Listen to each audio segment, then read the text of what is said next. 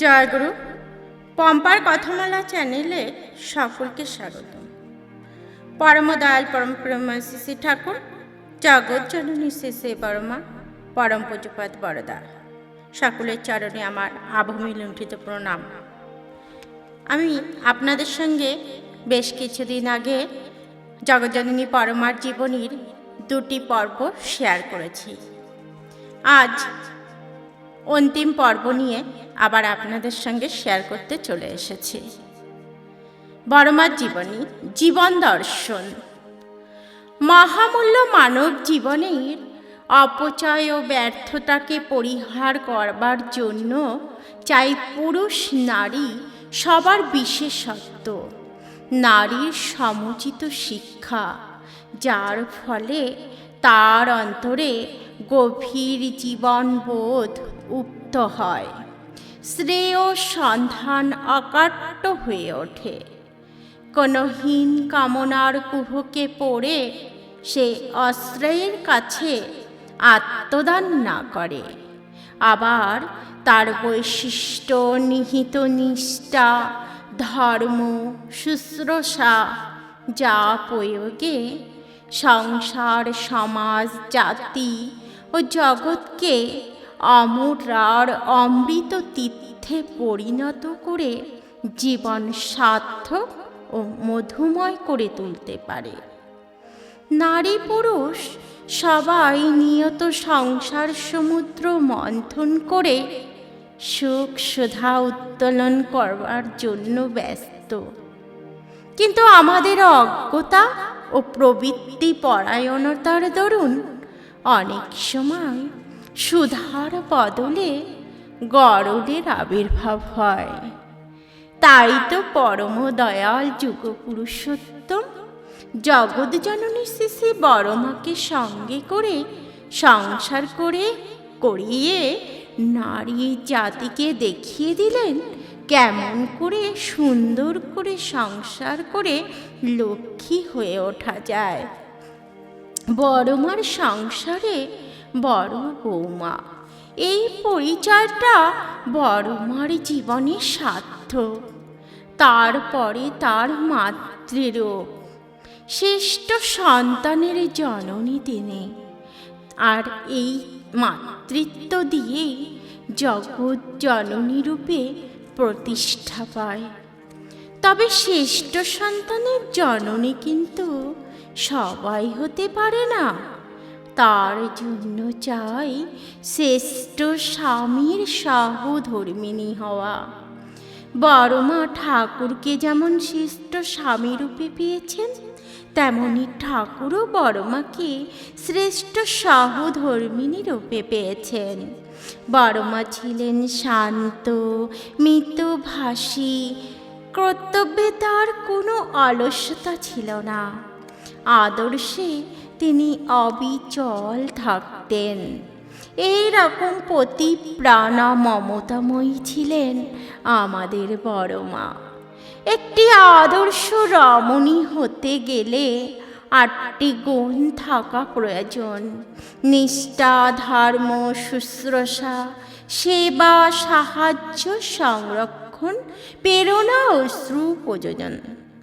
এই 8টি গুণে গুণান্বিতা মাতা যেন সাক্ষাৎ লক্ষ্মী বিরাজ করে চলেছেন। বড়মার শ্বশুর মহাশয় ছিলেন অতি রুচিসম্পন্ন পুরুষ। সব সময় পরিষ্কার পরিচ্ছন্ন ছিমছাম থাকতে ভালোবাসতেন। সাদা ধবধবে পোশাক পরিধান করতে পছন্দ করতেন। আর এই শ্বশুর মহাশয়ের সেবায় যেন কোনো ত্রুটি না হয়, বড়মা সেদিকে নজর রাখতেন। অল্প তেল মশলা দিয়ে অতি সুস্বাদু ব্যঞ্জন রান্না করতেন বড়মা।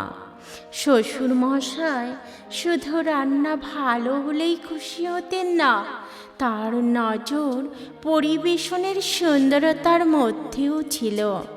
সুসজ্জিত পরিপাটি করে পরিবেশন করলে তিনি খুশি হতেন। আবার ভাতগুলো ঝরঝরে হওয়া চাই। একটার গায়ে একটা ভাত লেগে গেলে হবে না। আবার ভাতে একটা কালো মাছি থাকলেও চলবে না। বড় মা সর্বদা খেয়াল করতেন শ্বশুর মহাশয়ের। তিনি যেমন চাইতেন তেমন করে তার সেবা শুশ্রূষা করতেন।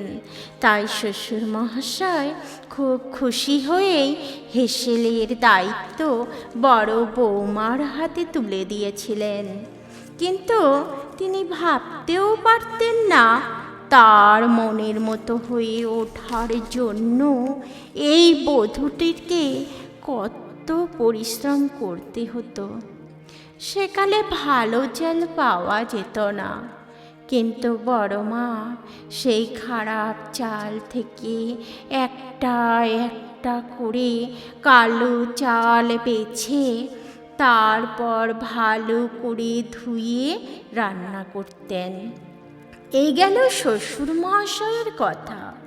স্বামী দেবতাটিও তার কম যায় না। রান্না বান্না প্রস্তুত, ঠাকুর স্নানে গেছেন। বড় মাকে বলে গেলেন, বড় বউ আর খিচুড়ি খাবো।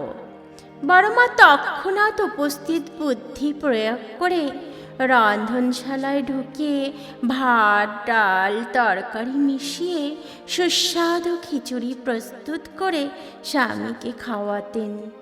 এমনই ধৈর্যশীল নারী ছিলেন আমাদের বড় মা। তেমনি কখনো স্বামী বলতেন ঘি ভাত খাবো, বড় মা তৎক্ষণাৎ মাথা খাটিয়ে ঘি গরম মশলা সহযোগে ঘি ভাত এনে হাজির হতেন। ঠাকুর বড় মাকে দিনের পর দিন এমন করে পরীক্ষা করে গেছেন। ঠাকুর দেখতে চেয়েছেন সব অবস্থায় স্বামীর ইচ্ছার অনুবর্তিনী হয়ে চলতে রাজি আছে কিনা। যদি অত্যাচার হয় নীরবে তা সইতে পারে কিনা, নাকি বিরক্তিতে প্রতিবাদী হয়ে ওঠে। কিন্তু প্রতিবাদ তো দূরের কথা, স্বামীর ইচ্ছা পূরণ করার মধ্যেই ছিল তার অসীম আনন্দ। স্বামীকে সেবা করতে পারলেই যেন তিনি খুশি হতেন। ঠাকুর যতই পরীক্ষা করেছেন, বড় মা প্রতি পদক্ষেপে সেই পরীক্ষায় উত্তীর্ণ হয়েছেন। এইভাবেই তিনি জগৎকে শিক্ষা দিয়ে গেছেন। পরিবারের শুধু স্বামী শ্বশুরমশাই নয়, আরও অন্যান্য সদস্যদের প্রতিও তিনি এমনই খেয়াল করতেন। অতিথিদের আনাগোনা সবসময় লেগেই থাকত।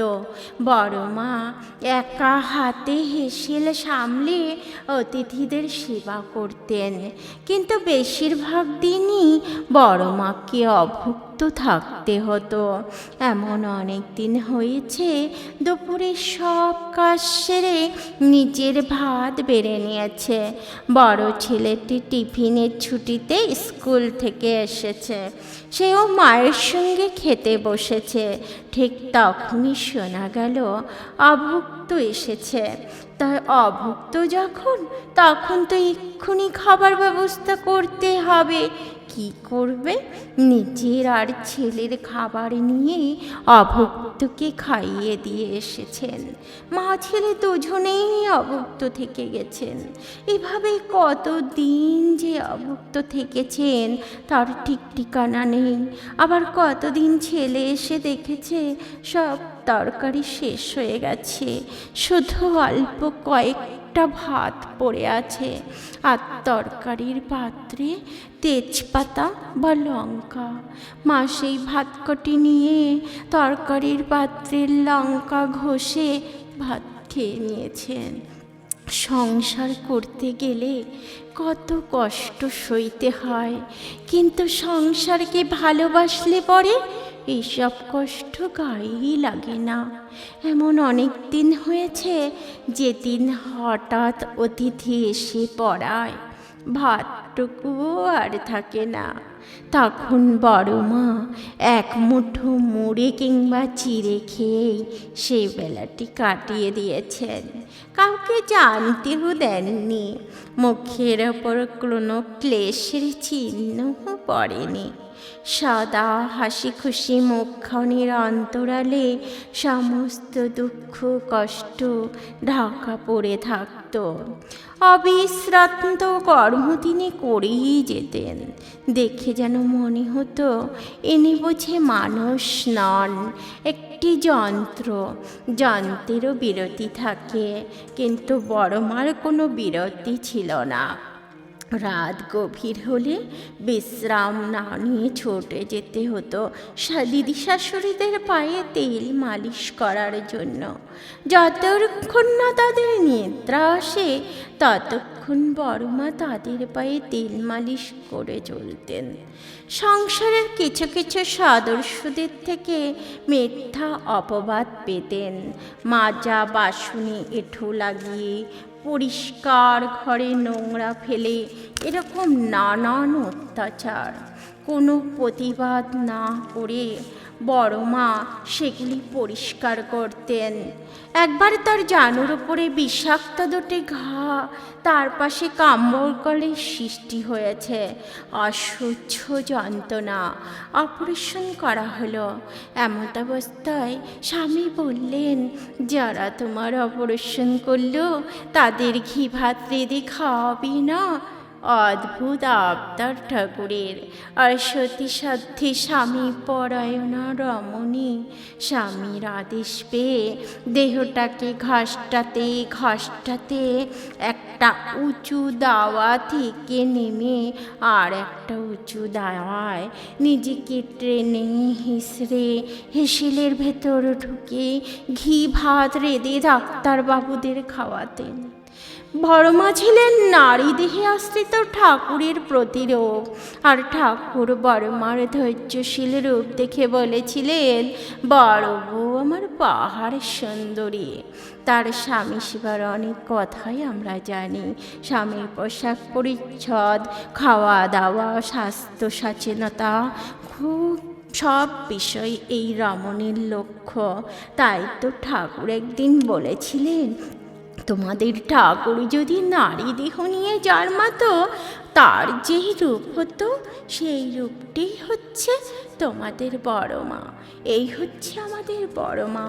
কৈলাস পর্বত হতে সমস্ত সুখকে বিসর্জন দিয়ে মর্তে অবতরণ করলেন জগৎ সংসারকে শিক্ষা দিতে।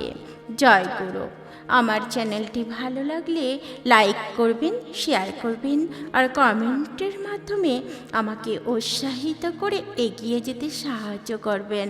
আর পরবর্তী ভিডিওগুলি যেন অনায়াসে আপনাদের কাছে পৌঁছে যায়, তাই চ্যানেলটি সাবস্ক্রাইব করে পাশে থাকার অনুরোধ রইল।